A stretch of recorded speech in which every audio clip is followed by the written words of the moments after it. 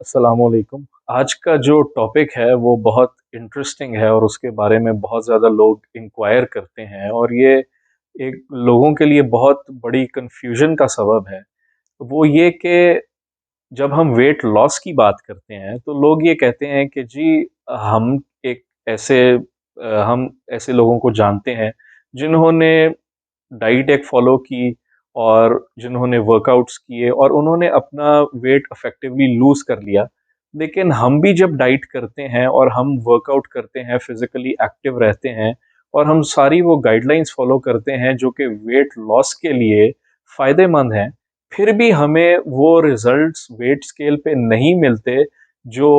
दूसरे लोगों को मिलते हैं जिनको हम जानते हैं जिन्होंने इफेक्टिवली वेट लूज किया है। तो आज हम इस बारे में बात करेंगे कि जो वेट के केसेस हैं,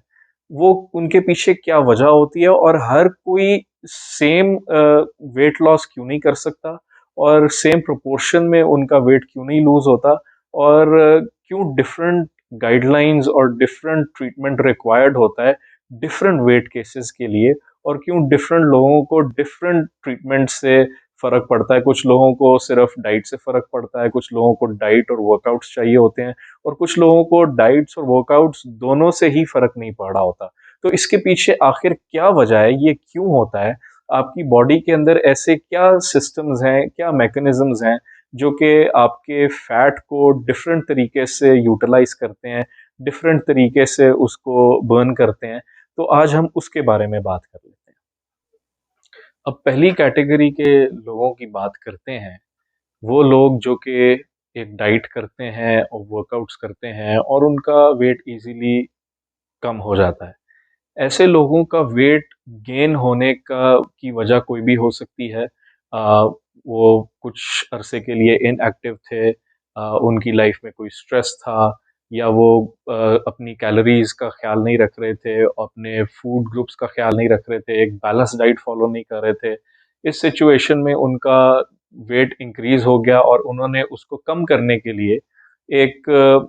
कैलोरिक डेफ़िसिट में अपनी डाइट फ़ॉलो करना शुरू कर दी। कैलोरिक डेफ़िसिट एक ऐसा प्रोसीजर है जिसमें आप अपनी मेंटेनेंस कैलोरीज़ से कम कैलोरीज़ लेते हैं वेट लूज़ करने के लिए और साथ उन्होंने जो है फ़िज़िकल वर्कआउट शुरू कर दिया और इस इंटरवेंशन से, इन गाइडलाइन से उनका जो वेट था, उनका जो एक्सपेक्टेड वेट था, जो वो लूज़ करना चाह रहे थे और जहाँ तक वो आना चाह रहे थे, वो वहाँ तक पहुँच गए। ये तो था पहला केस। दूसरा केस वो केस है उन लोगों का जो कि वेट गेन कर लेते हैं किसी भी वजह से, चाहे उनको स्ट्रेस का इशू है, प्रेगनेंसी के बाद उन्होंने वेट गेन कर लिया है या वो अपनी डाइट का सही ख्याल नहीं कर रहे थे, फिज़िकली एक्टिव नहीं थे, कोई भी रीज़न हो सकती है। लेकिन जब उन्होंने कैलोरिक डेफ़िसिट में डाइट फ़ॉलो करना शुरू की, कैलोरीज़ को कम किया और जिम जाना शुरू किया, वर्कआउट्स करने शुरू किए, तो उनको कोई रिज़ल्ट्स नहीं मिले वेट स्केल पे, कोई एक्सपेक्टेड उनके जो रिज़ल्ट्स थे, जितना वो लूज़ करना चाह रहे थे वेट, जितना वो एक्सपेक्ट कर रहे थे, उतना वेट उनका लूज़ नहीं हुआ। अब इस कैटेगरी की ये जो कैटेगरी बी है, उन लोगों का जिनका वेट लूज़ नहीं हो रहा डाइट से और वर्कआउट से, उसके पीछे एग्ज़ैक्टली क्या वजह हो सकती है? क्या ऐसी चीज़ें हो सकती हैं, क्या ऐसी बॉडी के अंदर उनके जो सिस्टम्स और मैकेनिज़्म्स हैं, उनके अंदर क्या ऐसे चेंजेस हो सकते हैं जो कि उनको वेट लूज़ करने से रोक रहे हैं? उनके बारे में बात कर लेते हैं। मैं यहाँ पे ये भी बताता चलूँ कि वो लोग जो कि कैलोरी रिस्ट्रिक्शन से पहले तो कुछ कैलोरीज़ वो कट करते हैं, उससे उनको फ़र्क नहीं पड़ता, फिर वो और ज़्यादा कैलोरीज़ कट करते हैं और इन द एंड वो एक्सट्रीम कैलोरी कटिंग के ऊपर आ जाते हैं और मैं इसको बिल्कुल एडवाइज़ नहीं करता, ये एक बहुत आपकी बॉडी के साथ ज़्यादती है मेरे ख़्याल में। तो ऐसे लोगों के बारे में बात कर लेते हैं कि क्यों इनका वेट लूज़ नहीं हो रहा होता विद सच एक्सट्रीम मेजर्स और इनका इनके बारे में क्या इनकी क्या गाइडलाइंस होनी चाहिए और इनको क्या करना चाहिए इफेक्टिवली वेट लूज़ करने के लिए? पहले तो मैं आपको ये बता दूँ कि जो वेट गेन हो रहा होता है इन केसेस के अंदर, वो वेट गेन होना और लूज़ ना होना उनकी बॉडी से रिलेटेड होता है, उनकी कैलोरी से रिलेटेड नहीं होता। उनकी बॉडी के अंदर कुछ ऐसे सिस्टम्स और ऐसे मैकेनिज्म सही तरह काम नहीं कर रहे होते, जिसकी वजह से उनका इफेक्टिवली वेट लूज़ नहीं हो रहा होता। अब मिसाल के तौर पे अगर आपका वेट आपकी बेली के रीजन के ऊपर मौजूद है, आपके एब्डोमिनल रीजन पे मौजूद है और आपको लगता है कि आपका फैट यहाँ पे डिपॉजिट हुआ हुआ है, तो इसकी वजह या तो इंसुलिन रेजिस्टेंस है या स्ट्रेस है। ये दोनों चीजें अगर आपको होंगी, तो आपका जो एब्डोमिनल रीजन है, उस पे वेट गेन होना शुरू हो जाएगा। दूसरी जो वजह है वेट गेन होने की, वो है हार्मोनल इम्बैलेंस। कुछ ख़वातीन हैं जिनके अंदर हार्मोन्स इम्बैलेंस हो जाते हैं, जिसकी वजह से उनका इफेक्टिवली वेट लूज़ नहीं हो रहा होता, even after following a diet and doing workouts. और इसकी निशानी ये है कि आपका जो फैट है, वो आपके हिप्स और थाइज़ के ऊपर ज़्यादा डिपॉज़िट होगा, आपको अपने हिप्स और थाइज़ ज़्यादा भारी लगेंगे। तीसरी जो एक वजह है इस कैटेगरी में, जिनका वेट लूज़ नहीं होता डाइट और वर्कआउट से, वो है थायराइड का इम्बैलेंस। अगर आपको थायराइड का कोई डिज़ीज़ है, आपका थायराइड सही तरह काम नहीं कर रहा, तो उससे होगा ये कि आपके एनर्जी लेवल्स कम होंगे, आपका मेटाबॉलिज़्म स्लो होगा और आपका जो वेट है, वो आपकी बॉडी पे इवनली डिस्ट्रीब्यूट होना शुरू हो जाएगा। आपकी पूरी बॉडी आपको भारी लगना शुरू हो जाएगी और आपका इफेक्टिवली वेट लूज़ नहीं होगा। थायराइड का अगर आपको इशू है, तो ये आप इस तरह इसका पता लगा सकते हैं, अगर आपको बहुत ज़्यादा फटीग और बहुत ज़्यादा टायर्डनेस फ़ील हो, तो ये भी एक इशू है। जो चौथा इशू है, जिसकी वजह से वेट इफेक्टिवली लूज़ नहीं हो रहा होता और वेट गेन हो रहा होता है, वो आपका लिवर का कोई प्रॉब्लम होता है, या आपके लिवर की में कोई इन्फ्लेमेशन है, या आपके लिवर के अराउंड फैट जमा हुआ हुआ है, फैटी लिवर है आपका, या आपका लिवर जो है उसके अंदर स्कारिंग हुई हुई है। अगर ये इश्यूज़ हैं, तो आपका वेट लूज़ नहीं होगा। मैं आपको ये बताता चलूँ कि आपकी बॉडी के अंदर कुछ ऐसे हार्मोन्स होते हैं जो कि वेट लूज़ करवाते हैं, और कुछ ऐसे हार्मोन्स होते हैं जो कि वेट गेन करवाते हैं। वो वो जितने हार्मोन्स जो वेट लूज़ करवाते हैं, वो सब के सब आपके लिवर के थ्रू एक्टिवेट होते हैं और उन्होंने आपके लिवर के थ्रू आपकी बॉडी के अंदर वेट लूज़ करवाना होता है। अगर आपका लिवर सही तरह काम नहीं कर रहा, तो जो वेट लॉस हार्मोन्स हैं, वो आपकी बॉडी के अंदर सही तरह काम नहीं करेंगे, और बेशक अगर आप एक डाइट और वर्कआउट फ़ॉलो करते रहें, आपका इफ़ेक्टिवली वेट लूज़ नहीं होगा। तो वो लोग जो कि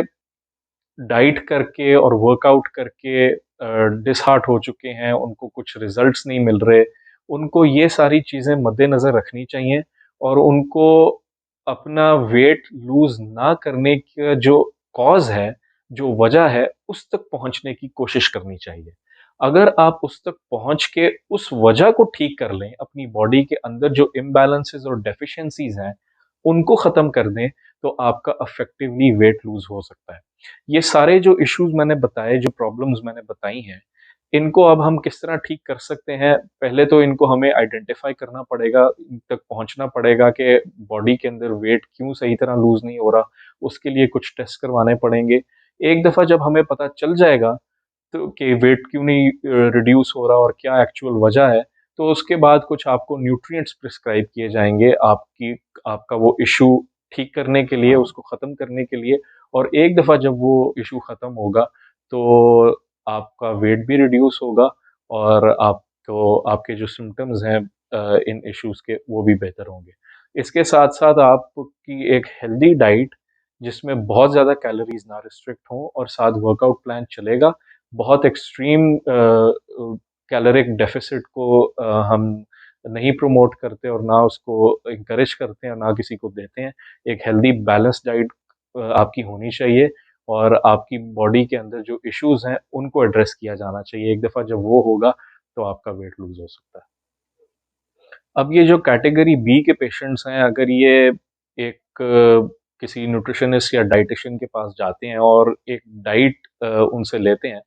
तो मोस्ट ऑफ द टाइम्स वो डाइट का जो प्रोपोर्शन होता है मैक्रोन्यूट्रिएंट्स का, वो बैलेंस के अंदर नहीं होता। या तो वो बहुत लो कार्ब होगा, हाई प्रोटीन होगा, लो फैट होगा या बहुत हाई फैट, लो कार्ब होगा। ये डिफरेंट इसकी डिफरेंट जो है वो रेसिपीज़ हैं, लेकिन ये जितनी भी डाइट्स हैं, अगर ये इम्बैलेंस्ड हैं, तो ये आपके जो इश्यूज़ हैं, जिनकी वजह से आपका वेट लूज़ नहीं हो रहा है, इनको और ज़्यादा ख़राब कर सकते हैं, इनको वर्स कर सकते हैं। इससे ये है कि आपके जो आप अपना वेट लूज़ करने जा रहे थे, लेकिन आपका वेट स्टक हो जाता है, और अगर फॉर एग्ज़ाम्पल आपका वेट लूज़ हो भी जाता है, तो वो सिर्फ़ वाटर वेट और मसल मास लूज़ हो रहा होता है। आपका जो फैट है, वो वहीं का वहीं रहता है, उसमें कोई फ़र्क नहीं पड़ता। और जैसे ही वो आप डाइट छोड़ते हैं, तो जो आपने वाटर वेट लूज़ किया होता है, वो आपका वापस गेन होना शुरू हो जाता है। तो ये आपको ज़हन में रखना चाहिए कि जब आप एक डाइट लें, तो ये इंश्योर करें कि वो डाइट बैलेंस्ड है, उसमें कोई इम्बैलेंसेस ना हो और वो आपकी बॉडी के अंदर जाके कोई इम्बैलेंसेस कॉज़ ना करे। और मैं एक और बात यहाँ बताता चलूँ कि अगर आप 60 डेज़ एक डाइट फ़ॉलो करते हैं, एक healthy balanced diet, caloric deficit में रहते हुए, और आपको उससे फ़र्क नहीं पड़ता, आप साथ वर्कआउट भी कर रहे हैं, फिर भी आपको फ़र्क नहीं पड़ा, तो आई वुड सजेस्ट कि आप कोई एक्सट्रीम मेजर इख्तियार ना करें।